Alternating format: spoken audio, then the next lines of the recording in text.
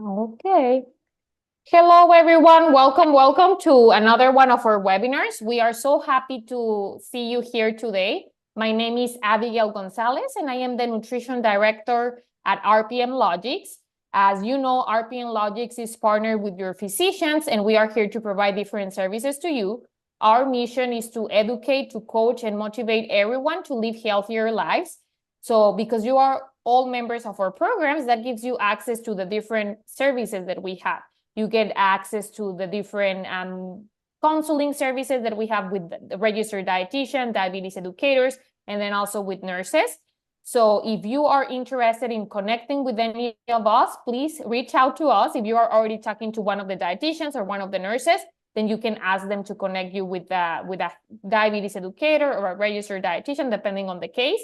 Another way in which you can contact us is just by emailing us. If you receive the invite for this webinar, there's an email at the bottom. You can email us and say, hey, I'm interested in this or the other survey, like the diabetes education or talking to our registered dietitian, and we will be more than happy to connect with you. So this webinar is a very, very interesting topic that I'm pretty sure that a lot of you will enjoy. This webinar will run for about 30 minutes, and then at the end, we will go over questions, and then we'll have some time for the dietitians to answer them. So you can share your questions by clicking on at the bottom of the screen. There's a little different tabs that you have. There's one that says Q&A. You can click there, and then you can type your question. You can type it anywhere throughout the webinar. And at the end, we're going to go through those questions, and then we're going to be answering them. So again, this webinar will run for about 30 minutes and then a couple more minutes to answer those questions. And then we are also recording the webinar. So if you are interested in getting the recording, if you want to review any of the information, you can ask your nurse or your registered dietitian to send you the link, and we will be more than happy to share it with you. At the end of the webinar, when we close out the webinar and end it, a window is going to pop up with a survey. That survey is only like 2 or 3 questions long, and it's just for us to see what topics you are interested in, and then also to hear any feedback that you may have. So so please fill up that. Take 2 or 3 minutes to fill up that survey, just that we are able to provide more topics that are of interest to you and that you enjoy. Okay, well, so let's get to the more interesting topic. So let's get started with the webinar. Today, our presenter is Savannah, and she is one of our registered dietitians. She has been a dietitian for over 3 years. She graduated with a master's in nutrition science, and she recently moved from Alabama to Colorado Springs. So I bet you're enjoying the cold weather over there, Savannah, and then also the more outdoor activities. She says that she enjoys cooking, hiking, and yoga. And one interesting thing about her is that she did her research, graduate research on longevity. So she is the expert on this topic. So please feel free to ask any questions, even if it's things that are not mentioned in the webinar. If there's anything that you're wondering about that relates to health or nutrition, we will be more than happy to answer that. So now I give it to you, Savannah, and we will pay attention to what you have to say. So we're ready. Okay, thank you so much for the introduction, Abigail. I appreciate it. Hello, everybody. I'm happy to be here. As Abigail said, my name is Savannah, and I'll be the presenter for today. I got my education at Auburn University in Auburn, Alabama. And like Abigail said, I did do my graduate research studying longevity and actually studying different longevity diets, specifically looking at caloric deficit diets and the Mediterranean diet and comparing the two of them. So without further ado, we can go ahead and get started. So this is my longevity seminar. So the most studied diet for longevity is actually the Mediterranean diet. So what is the Mediterranean diet? The Mediterranean diet emphasizes plant-based foods and healthy fats. You eat mostly veggies, fruits, and whole grains. Extra virgin olive oil is the main source of fat. The Mediterranean diet can lower your risk of cardiovascular disease and many other chronic conditions. The Mediterranean diet is a way of eating that emphasizes plant-based foods and healthy fats. You focus on overall eating patterns rather than following strict formulas or calculations. So what you'll eat is fruits, veggies, whole grains, and extra virgin olive oil is what you consume the most. In general, it will be a lot of vegetables, fruit, beans, lentils, and nuts. A good amount of whole grains like whole wheat bread and brown rice. Plenty of extra virgin olive oil is a source of healthy fat. A good amount of fish, especially fish rich in omega-3 fatty acids. A moderate amount of natural cheese and yogurt, little or no red meat, choosing poultry, fish, or beans instead of red meat, little or no sweets, sugary drinks, or butter, a moderate amount of wine with meals, but if you don't already drink, don't start. This is how people ate in certain Mediterranean countries in the mid-20th century. Researchers have linked these eating patterns with the reduced risk of coronary artery disease. Today, healthcare providers recommend this eating plan if you have risk factors for heart disease or to support other aspects of health. What is the Mediterranean diet? Again, it emphasizes plant-based foods and healthy fats. It includes plenty of fresh fruits, vegetables, and whole grains. Olive oil is our main fat source, so this is what you cook with. Plenty of lentils, beans, legumes, and nuts. Whole grains, like we talked about before, this includes whole grain pasta, whole grain bread, quinoa, brown rice, a moderate amount of fish that's rich in omega-3s, and then it limits sugar and sweets. So why is the Mediterranean diet necessarily good for longevity? There are several proponents within this diet that increase longevity, and I'll go over in detail what all of those are today. Some longevity components in the diet include resveratrol. Resveratrol is going to be found in things like red wine or grapes. We'll go into more detail later, also more about resveratrol. Another component in the Mediterranean diet that helps with longevity are polyphenols. Polyphenols are a category of plant compounds. Regularly consuming polyphenols is thought to boost digestion and brain health and protect against heart disease, type 2 diabetes, and even certain cancers. Polyphenols are a category of compounds that are naturally found in plant foods such as fruits, vegetables, herbs, spices, tea, dark chocolate, and wine. They can act as antioxidants, meaning that they can neutralize harmful free radicals that would otherwise damage your cells and increase your risk of conditions like cancer, diabetes, and heart disease. Polyphenols are thought to reduce inflammation, which is thought to be the root cause of many chronic illnesses. Next, we have our phytochemicals. Phytochemicals are chemical compounds that are produced by plants, generally to help them resist fungi, bacteria, and plant virus infections, and also consumption by insects and other animals. All plants, including fruit, vegetables, beans, and grains, produce phytochemicals. They are part of the plant's immune system and help protect the plants from viruses, bacteria, fungi, and parasites. Phytochemicals can offer humans some of that same protection. While some phytochemicals are also vitamins, they aren't essential to our health like vitamins and minerals. Instead, they protect your cells from damage caused by environmental toxins and the body's natural chemical metabolic processes. Next is extra virgin olive oil, which I'm sure you guys are all familiar with. We can find this at the grocery store. It's what we cook with, or what you can cook with, what I recommend you cook with. Next are omega-3s. These are other components within the Mediterranean diet that are going to be found in some plant and animal sources, which we'll go into more later. And then finally, we have our antioxidants.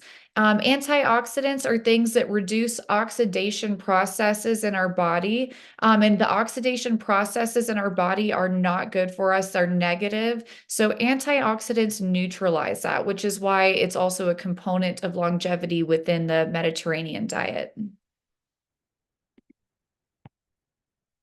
All right, so first we'll talk about resveratrol. What is resveratrol? It is a type of polyphenol, or again, a plant compound with beneficial health effects that is found in red wine and in grapes. It has beneficial effects in cardiovascular disease, peripheral vascular disease, atherosclerosis, Alzheimer's, several cancers, and cerebrovascular disease.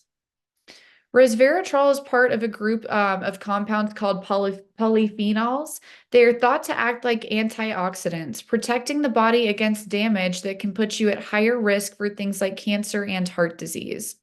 Resveratrol is in the skin of red grapes, but you can also find it in things like peanuts, red wine, berries, and other foods as well.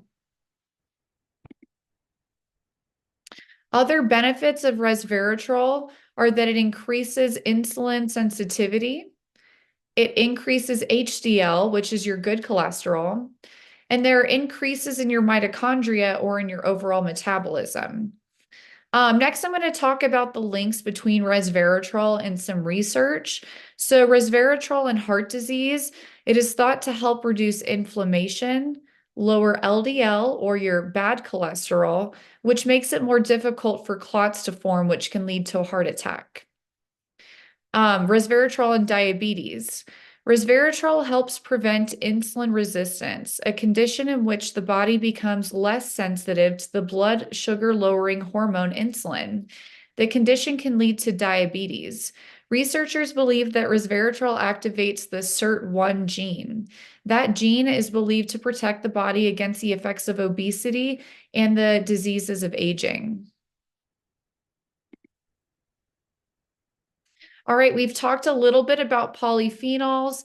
I'll touch on them again. Again, resveratrol is a type of polyphenol, but the Mediterranean diet is full of a lot of kinds of polyphenols in general, not just resveratrol. They're metabolites that are created by plants for protective purposes. Plants that contain antioxidants and polyphenols have been shown to increase longevity. And you can get a plethora of polyphenols by consuming a variety of fruits and vegetables.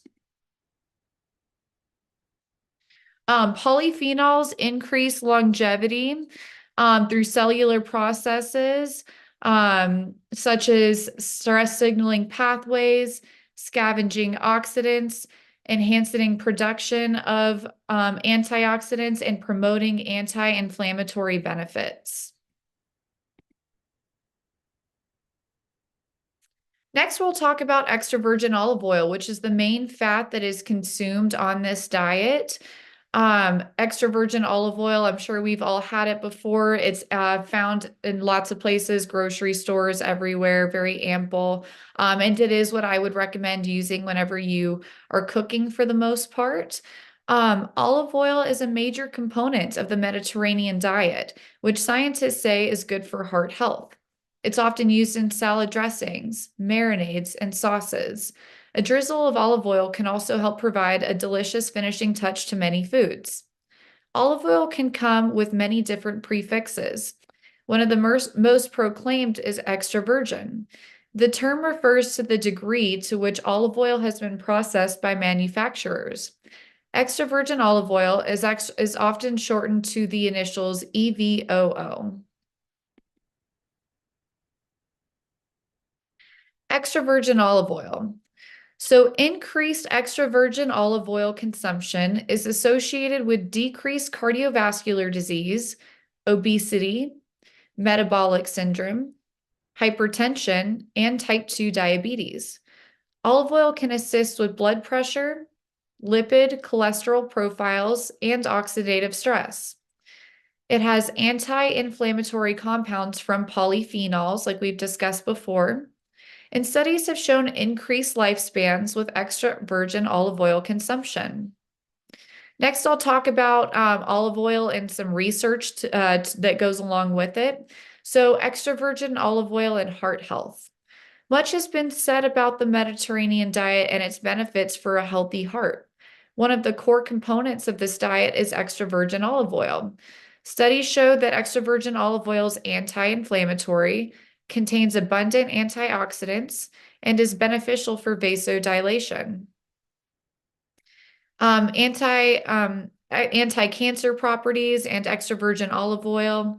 The antioxidant activities of polyphenols in olive oil may reduce the risk of developing cancer. The highest concentrations of polyphenols in any variety of olive oil are in extra virgin olive oil. Olive oil and bone health. A number of studies have linked olive oil intake to maintaining healthy bones. This includes reduced risk of hip fracture and improved bone density. The mechanism behind this is also suspected to be based on polyphenols. All right, extra virgin olive oil and diabetes prevention. A Mediterranean diet with extra virgin olive oil could offer some protection against diabetes. In one study, a group using olive oil had fewer new cases of diabetes than in two other groups. Diabetes and cancer prevention. Extra virgin olive oil and cancer prevention. Several studies have shown a reduced risk of cancer for those eating a diet high in olive oil. The best evidence was for the prevention of breast cancer and cancers of the digestive system. The evidence was inconclusive for many other types of cancer. Olive oil contains antioxidants that could be protective against some cancers. Olive oil and brain health. Olive oil appears to prevent mild cognitive impairment. In one study, participants were put on a Mediterranean diet with olive oil, a Mediterranean diet with nuts, or a low-fat diet. The group that used olive oil showed less impairment of thinking after 6.5 years. All right, next we'll talk about omega-3s. Omega-3s are a type of fatty acid that is a polyunsaturated fat, or these are going to be your healthy fats. These are fats that you have to get from foods or supplements because your body does not make them. They're part of the support structure of every cell in your body. They give you energy and they keep your heart, lungs, blood vessels, and immune system working the way that they should. Omega-3s, again, are a type of polyunsaturated fatty acid that is essential for human health. Omega-3s can be found in salmon, mackerel, sardines, anchovies, flaxseed, chia seeds, walnuts, and flaxseed oil.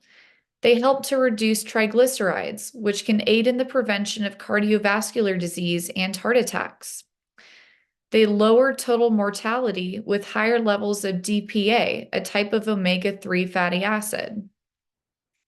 Next, I'll talk about omega-3s and some research.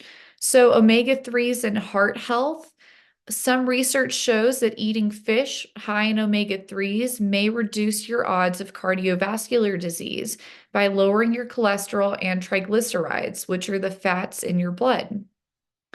Several clinical trials have studied how well omega-3s work in helping people who are not getting relief from antidepressants. A meta-analysis of different studies found that omega-3s can help relieve symptoms of depression, but more research is needed because some of the studies had mixed results. Brain development in infancy. You need to get plenty of omega-3s while you're pregnant for your growing baby. It is important to their brain development and future thinking and reasoning skills. So just an interesting fact about omega-3s as well.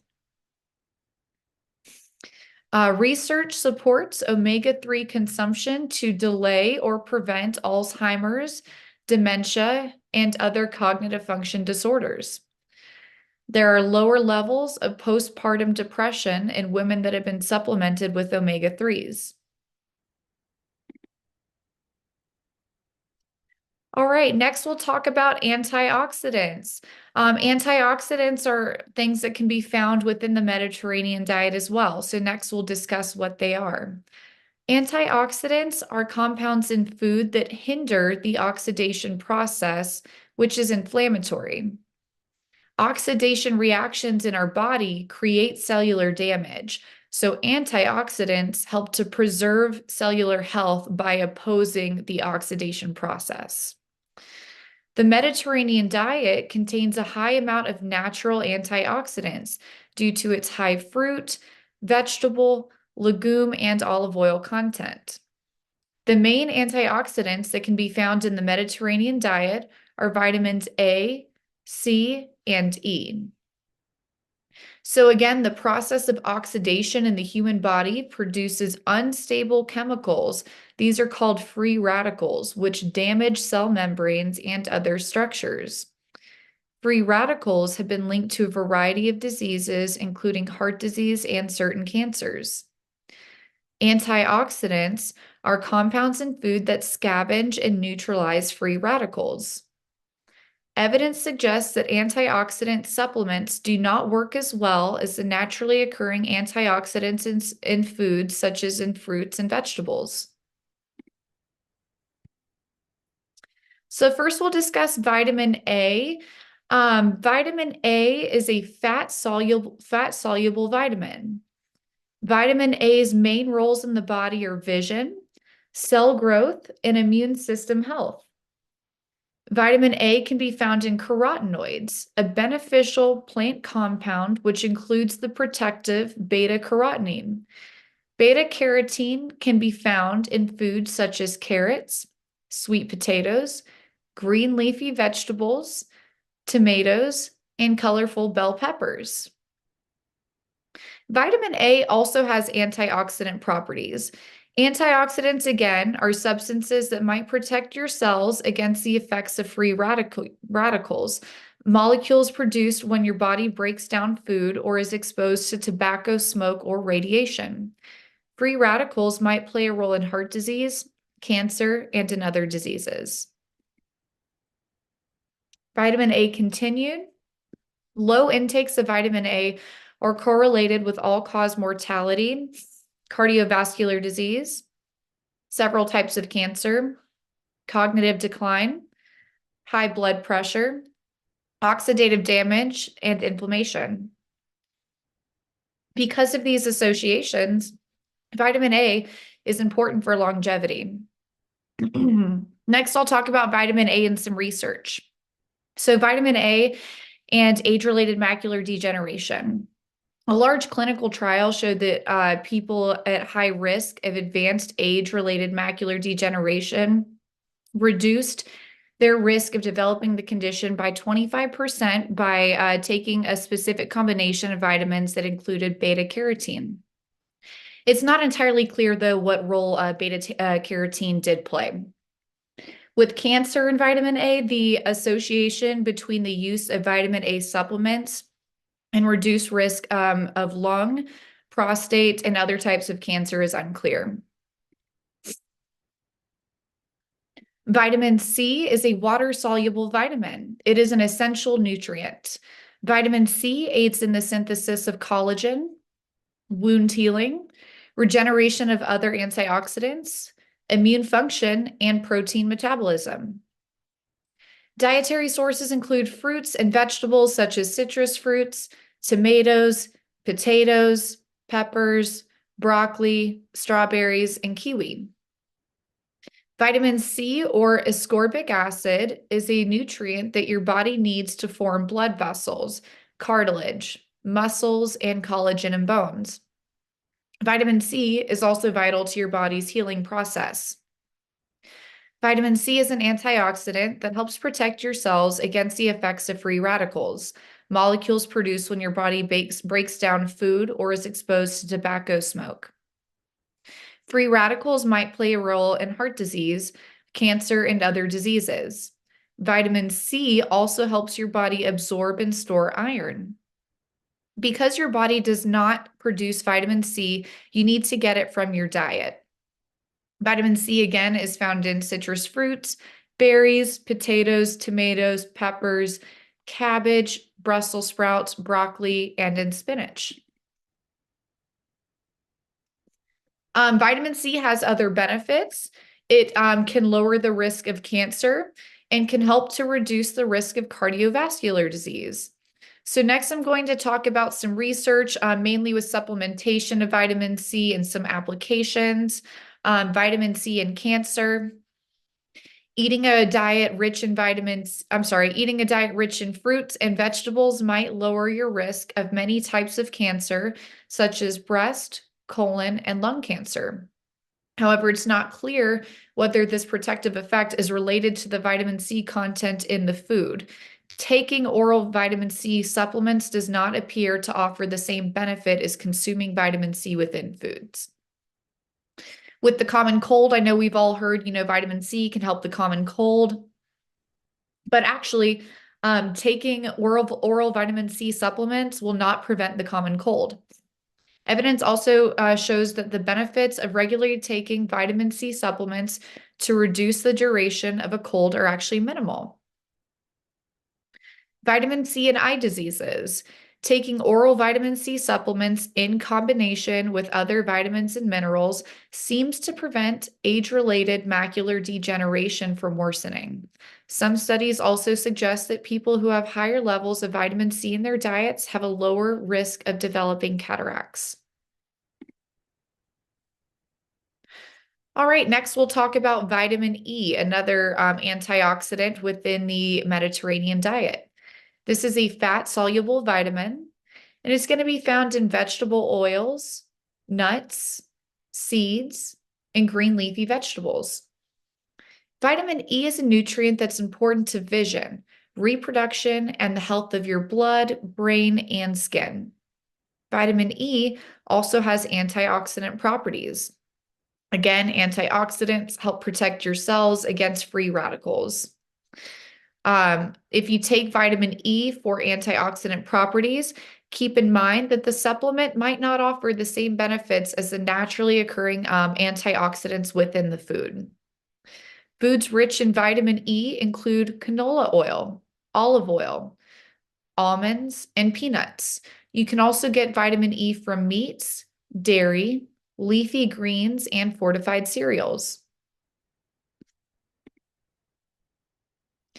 What are the benefits of vitamin E? It dilates your blood vessels, which is good for your blood pressure. It deters coronary heart disease, prevents clot formation, prevents cells from oxidation and other free radicals that increase the risk of cancer. Next, I'll talk about vitamin E applications and some disease statuses. Vitamin E and Alzheimer's disease. Some research has shown that high-dose vitamin E might delay the progression of Alzheimer's disease in people who have been diagnosed with mild to moderate Alzheimer's disease. Other studies have not shown this benefit. Vitamin E supplements appear to have no effect on whether people with mild cognitive impairment progress to Alzheimer's disease. Vitamin E and liver disease. Studies show that vitamin E might improve symptoms of non-alcoholic fatty liver disease. However, evidence suggests that taking oral vitamin E for this purpose for 2 years can be linked to insulin resistance. Which again is why we recommend consuming most of these things through our food instead. Vitamin E and preeclampsia. Increasing your intake of vitamin E has not been shown to prevent this pregnancy condition that affects your blood pressure. Then there's research with vitamin E and prostate cancer. Research shows that vitamin E and selenium supplements do not prevent prostate cancer. So again, it is best to just get your vitamin E and everything from the actual foods. You get the most benefits that way. All right, we've talked about types of antioxidants. Now we'll talk about antioxidants in general. What are some benefits? A diet that is rich in antioxidants, such as vitamin A, C, and E, such as the Mediterranean diet, can help increase longevity. Antioxidants increase longevity through their involvement in immune health, inhibition of oxidation pathways, decreased risk of cancer, and cardiovascular disease. So, a diet high in antioxidants may reduce the risk of many diseases, including heart disease and certain cancers. Antioxidants scavenge free radicals from the body cells and prevent or reduce the damage caused by oxidation. The protective effect of antioxidants continues to be studied around the world. There is increasing evidence that antioxidants are more effective when obtained from whole foods rather than isolated from a food and presented in tablet form.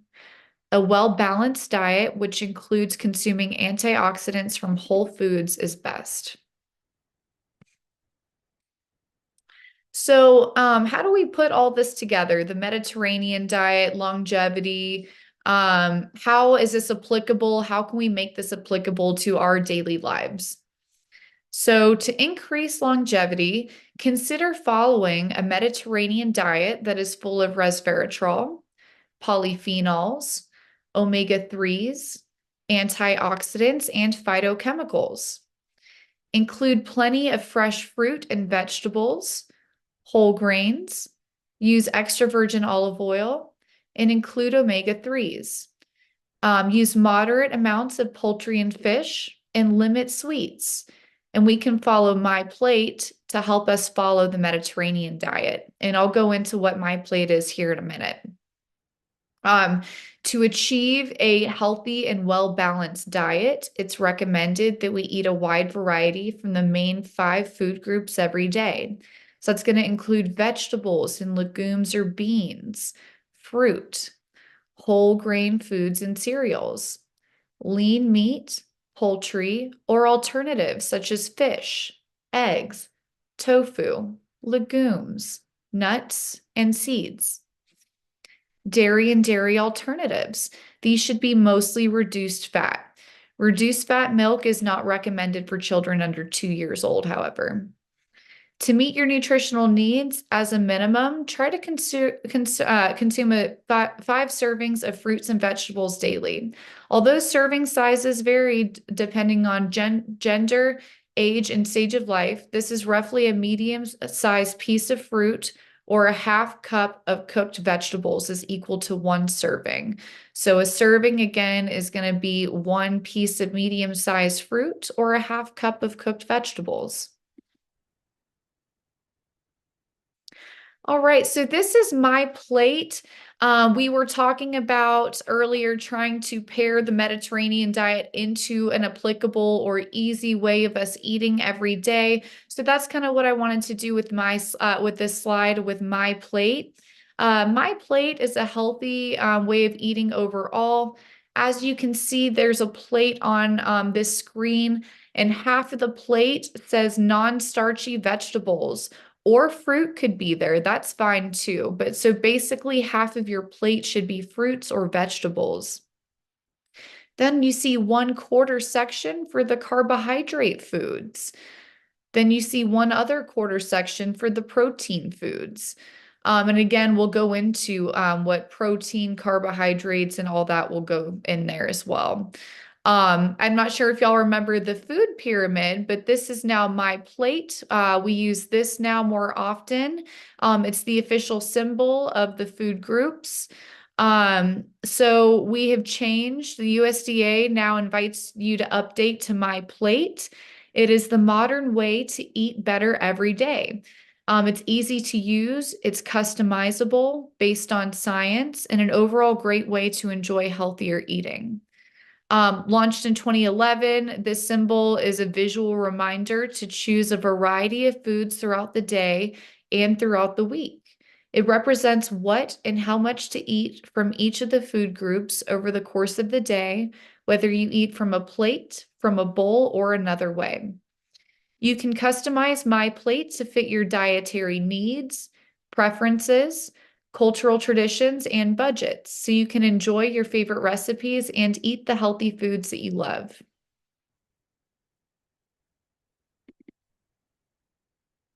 All right, so now we're going to talk about what to put on our plate, how to piece this all together, how we're still thinking about the Mediterranean diet with MyPlate. So first we'll talk about MyPlate fruit and vegetables. Following MyPlate encourages you to consume a variety of fresh fruits and vegetables by making one half of the plate fruit or vegetables. When you consume half of your plate with fruit and vegetables, you end up with 6 servings of fruit or vegetables for 3 meals a day, bringing you above the recommended minimum of 5 servings per day. Fresh fruits and vegetables are full of antioxidants, polyphenols, and phytochemicals, compounds that aid in longevity. The Mediterranean diet includes ample amounts of fruits and vegetables. The fruit group includes all fruits and 100% fruit juice. Fruits may be fresh, frozen, canned, or dried or dehydrated. Fruits can be eaten whole, cut up, pureed, mashed, or cooked. At least half of the recommended amount of fruit should come from whole fruit rather than 100% fruit juice. In general, the following counts as 1 cup of fruit from the fruit group: 1 cup of fruit, 1/2 cup of dried fruit, or 1 cup of 100% fruit juice. All right, next we'll talk about whole grains. MyPlate whole grains, if you remember on the plate, it takes about 1/4 of the plate. So we choose whole grains to fit into the MyPlate portion for grains. Whole grains include whole grain wheat or whole wheat bread, whole grain or whole wheat pasta, brown rice, or quinoa. The Mediterranean diet encourages consumption of whole grains. So foods made from wheat, rice, oats, cornmeal, barley, or another cereal grain is a grain product. Bread, pasta, breakfast cereals, grits, and tortillas are examples of grain products. Foods such as popcorn, rice, and oatmeal are also included in the grains group. Grains have 2 subgroups: whole grains and refined grains. Whole grains have the entire grain kernel, which includes the bran, the germ, and the endosperm. Some whole grain examples are whole wheat flour, bulgur or cracked wheat, oatmeal, and brown rice. Refined grains, on the other hand, have been milled, a process that removes the bran and the germ. This is done to give grains a finer texture and improve their shelf life. But it does also remove dietary fiber, iron, and many B vitamins. Some examples of refined grains are white flour, corn, grits, white bread, and white rice. Refined grains should be enriched. This means adding back certain B vitamins like thiamine, riboflavin, niacin, folic acid, and iron. However, fiber is not added back to enriched grains. Check the ingredient list on refined grain products. The word enriched should appear in the grain name. Some food products are made from mixtures of whole grains and refined grains. Only foods that are made with 100% whole grains are considered to be a whole grain food. All right, next we'll talk about protein. Protein, if you can remember on MyPlate, the plate that we showed earlier has a quarter section for protein as well. So include plenty of fish that are high in omega-3s, like we talked about earlier. Include lean meats that are lower in saturated fat. So if you're going to go buy, for instance, like ground beef, you could get one that's maybe like 85, 90% lean instead of the 80 to 60% lean. The Mediterranean diet recommends plenty of omega-3 rich fish and moderate amounts of poultry. Plant-based proteins also fit the Mediterranean diet plan. So protein foods include all foods made from seafood, meat, poultry, and eggs, beans, peas, lentils, and nuts, seeds, soy products. These are all part of the protein group. Eat a variety of protein foods to get more of the nutrients that your body needs. Meat and poultry sources should be lean or low fat, like 93% lean ground beef, pork loin, and skinless chicken breast. Choose seafood options that are higher in healthy fatty acids called omega-3s and lower in methyl mercury, such as salmon, anchovies, and trout. If you are a vegetarian or a vegan, the advice to eat meat, poultry, and seafood does not apply to you. Vegetarian protein options include beans, peas, lentils, nuts, seeds, and soy products. Also part of MyPlate is dairy. It's usually shown as a side portion on MyPlate, just in a little circle. It's often included as a small side to meals. So we choose low-fat dairy options, such as reduced or low-fat or non-fat yogurt, cheese, and milk. We follow the portion on MyPlate, which is just a small little side, again, like this. The Mediterranean diet includes low-fat dairy in moderate amounts. So the dairy group includes milk, yogurt, cheese, lactose-free milk, and fortified soy milk and yogurt. The dairy group does not include foods made from milk that have little calcium and a high fat content. Examples of this are cream cheese, sour cream, cream, and butter. Your dairy needs depend on your age, sex, height, weight, and physical activity level. The amount can also depend on whether you are pregnant or breastfeeding. About 90% of Americans do not get enough dairy. Most people would benefit from getting more fat-free or low-fat dairy. This can come from milk, yogurt, or cheese. It can also come from lactose-free milk and fortified soy milk or yogurt. And that's all the food groups within MyPlate. So I've kind of talked about the Mediterranean diet. I've talked about MyPlate and how we can piece together portions of the Mediterranean diet on a plate at home. So that is it. If you guys have any questions, I would love to hear from you. And thank you so much again. Thank you, Savannah. That was a great presentation. I even learned a couple of things yeah, myself, things that I can recommend to patients as well. Good reminders too. So if anyone has questions, please type them into the Q&A section. We have, I think, one or two so far, and I'm going to just read them to you, Savannah, just that you can answer depending on what they say. Well, one of them says that you mentioned eating or recommending eating natural cheese and natural yogurt. So this patient is asking what is natural cheese, or how can they make sure that they're eating natural cheese? Sure. So I would recommend natural cheese as opposed to a processed cheese product. A processed cheese product is going to be something like American cheese.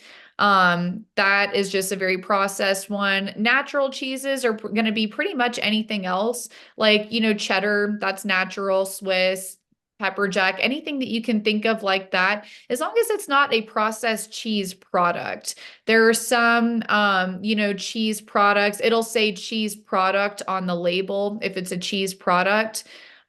Cheese will just say cheese on it. And again, we recommend going for the lower fat or fat-free versions on that as well. Yeah, and another tip too is just reading the ingredients. Usually the least ingredients that things have, the more natural they will be. Like, for example, for cheese, if you just see that it says milk or cream based and it has cultures, then that's natural cheese. But if you see, like, I don't know, 20 ingredients or something like that, that's more processed, like cornstarch and other things too. Well, and another question here too says, well, about the Mediterranean diet, people recommend to drink wine. Do you think that it's necessary? And I think that you made a comment about it. I just wanted for you to emphasize what you said. Sure. No, it's absolutely not necessary. So if you're not already, drinking, I don't recommend starting. It's just that if you already were, it's best to moderate it. So the recommendation for women is a maximum of one a day. And then the maximum is 2 for men. So you don't want to go above that. So if you are already drinking, it's more so meant to make sure that you're being moderate with your drinking and you're not going above the dietary recommendations. But no, if you're not already, you don't need to start by any means. It's not necessary. You can get resveratrol from other food sources, like we talked about earlier, like the nuts. I think I said dark chocolate, and then also some red grapes too, the skin on the red grapes. Yeah, and at the end of the day, that too, like Savannah said, if you are already drinking, then yeah, maybe a cup of wine, but also like counting. And one thing that I like to remind my patients is that because we say one, like for women, 1 drink per day, and for men, no more than 2, but they do not add up. Like it's not like, oh, I didn't drink Monday through Friday, so on Saturday I drink my 6 cups of wine. No, it's just like 1 a day, and it resets every day. If you are not drinking every day, then that's great. And then you just get 1 on Saturday, 1 on Sunday. So it's also important to be mindful about that. And like Savannah is saying, like sometimes people justify like, oh, I'm drinking wine because it's healthy for the heart. There are many other things that are healthy for the heart that do not have alcohol, because unfortunately, red wine, yes, has some heart benefits, but it also has alcohol, which has many kind of like negative effects on health. So at the end of the day, going for the dark chocolate or the berries or the nuts, like things that have a lot of different colors, like red cabbage, red onion, all of those things are going to have nutrients, phytochemicals, like Savannah mentioned earlier, that are going to help with general health and the heart. And you don't need the wine, you don't need the alcohol to get that. And there's another question that I think this one was kind of like, I think it was asked before you went into the diet, but it says, what are some ideas to eat or include more extra virgin olive oil? And I think like you had that on one of the slices, but you can just do a little summary just to remind the patient about the difference. Sure. So I would recommend anytime you're cooking, especially if it's lower temperature cooking where it's not going to have a very high smoke point on there. I would recommend using extra virgin olive oil, to lightly saute things in the morning, if you're making eggs, you can saute them, in olive oil. You can cook a lot of things in olive oil. You can also use it primarily like in marinades or in salad dressings. It goes really well that way. You could mix some olive oil with like some red wine vinegar and some lemon juice, and then some salt and pepper, maybe some garlic, and make a marinade or a salad dressing that way. It goes well. You could put that on top of vegetables when you're cooking them, on top of meats as well. Okay, well, wonderful. So thank you so much, Savannah. I hope that all of you learned 1 or 2 things, and more than learning these things, it's starting to apply them. And of course, we know it's a lot of information. So if there's anything that you want to kind of like review, or if you want to take screenshots, we are going to have the recording available, and it's going to include the slides. So just please ask your dietitian or your nurse to share the link with you, just that you can review it if you want.